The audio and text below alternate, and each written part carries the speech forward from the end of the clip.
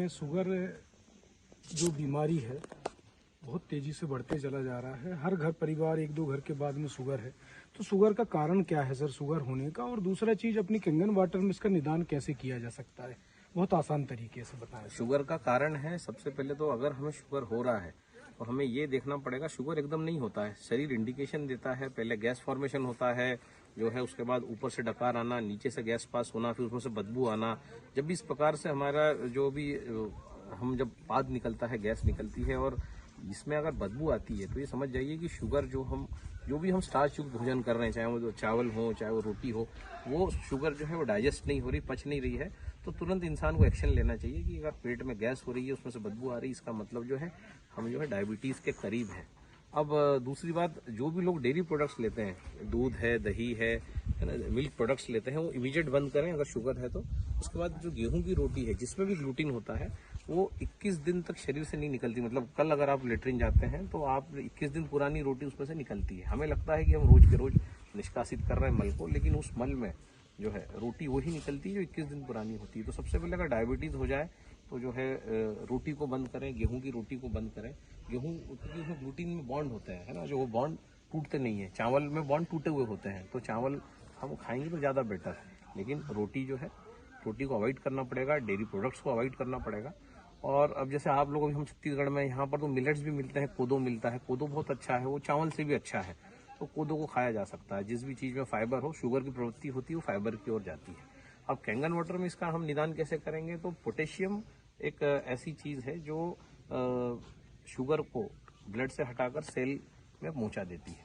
तो अब जब भी हम इमली पानी का प्रयोग करते हैं, 11.5 pH के पानी में जब हम इमली भिगोते हैं और अगले दिन जब उसका सेवन करते हैं, तो वो जो पोटेशियम जो इमली के अंदर है, वो जो आयनिक फॉर्म में कन्वर्ट हो जाता है। और ये पोटेशियम क्या करता है, ना केवल आपके कोलेस्ट्रॉल और ब्लॉकेजेस को ठीक करता है, आपके बॉडी में ब्लड में जो शुगर घूम रही है उसको भी जो है दिशा देता है और सेल के अंदर पहुंचा देता है। ये बहुत बड़ा फंक्शन है जो कैंगन वाटर से संभव हो पाता है। तो 11.5 pH का पानी ना केवल वो पूरी आपकी है ना आर्टरीज और वेन्स को क्लियर करेगा, लेकिन वो जो है उसमें जो चिपका है शुगर, क्योंकि चिपकी है जो, इसीलिए ब्लड प्रेशर भी आपका बढ़ता है। तो जब हम इमली पानी का प्रयोग करते हैं, दूध घी चिकनाई हटा देते हैं, रोटी को हटा देते हैं, तो हम देखते हैं कि टाइप 1 डायबिटिक्स तक ठीक होने लगता है। कई लोगों का, हजारों लाखों लोगों का हुआ है ना, करोड़ों लोगों का डायबिटीज ठीक हुआ है।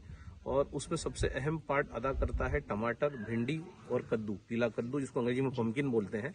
तो अगर इन सब्जियों का सेवन कैंगन में भिगा के किया जाए तो निश्चित तौर पर हम देखते हैं कि सारी गोलियां विद इन 3 to 4 डेज बंद हो जाती है। और ये हम कई बार कर चुके हैं। उनका 28, 30 यूनिट इंसुलिन लगता था, उनको भी प्रयोगों से पहले रोटी छुड़वाई, डेयरी प्रोडक्ट छुड़वाए। और जो रामचरितमानस की जो एक भोजन शैली है कि 12 से 8 में आप खाइए, तो जितने भी आपके मसाले हैं ये आपको रात को हील करेंगे। ताकि मसालेदार भोजन जो है, ये इस समय जो है 12 से 5-6 बजे का जो टाइम है, तो जितना लेट करेंगे 6, 6:30, 7 बजे स्पाइसी भोजन, तामसिक भोजन, उतना अच्छा है। और ये जो सात्विक भोजन करें और इसमें कद्दू को इन्वॉल्व करें, आपका भिंडी को इन्वॉल्व करें, टमाटर को इन्वॉल्व करें, और चाहे तो थोड़ा चावल ले सकते हैं, थोड़ा मोरधन ले सकते हैं, या फिर कोदो ले सकते हैं। इस प्रकार से अगर हम करेंगे तो हम देखते हैं कि विद इन 3 to 4 डेज आपकी शुगर जो है, अगर इसके बाद भी आप गोलियां वोलियां लेते हैं तो लो होने लग जाएगी। सो ये कैंगन वाटर का कमाल है। कैंगन वाटर, अब इसमें देखिए अब क्या होता है कि जब हमको घी को पिघालना है तो आप गैस गर्म करते हैं, घी रखते हैं, घी पिघल जाता है। पर वही शर्ट पे अगर आपके घी, तेल, घी चिकनाई लग जाए तो आप क्या करेंगे भाई, शर्ट को तो गैस पे नहीं रखेंगे। फिर आप क्या करते हैं, सर्फ लेते हैं, पानी लेते हैं और जो है उसको धोते हैं। तो ऐसे ही हमारे सेल्स पे जो तेल, घी, चिकनाई और सारी चीजें चिपकी हुई हैं, तो कहने का मतलब है सर्फ क्या करता है, पानी के पीएच को बढ़ाता है, मतलब पानी को क्षारीयता की ओर ले जाता है ना। पूरा पानी आप देखो जो है, जब आप उसमें लिटमस सॉल्यूशन डालोगे तो वो सर्फ में अगर पानी में मिला है तो पानी पूरा नीला चट हो जाएगा।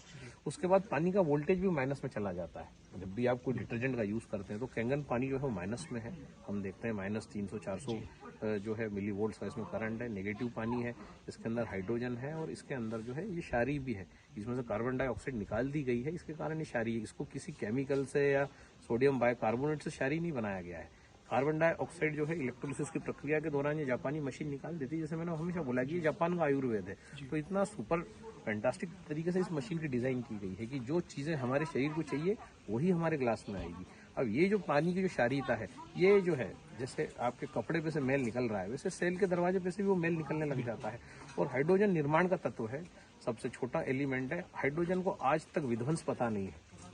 हाइड्रोजन को दुनिया सिर्फ जो है कंस्ट्रक्शन के लिए जानती है। रॉकेट भी ऊपर जाता है, मंगल पे हम जाते हैं तो जो फ्यूल यूज होता है वो हाइड्रोजन ही होता है।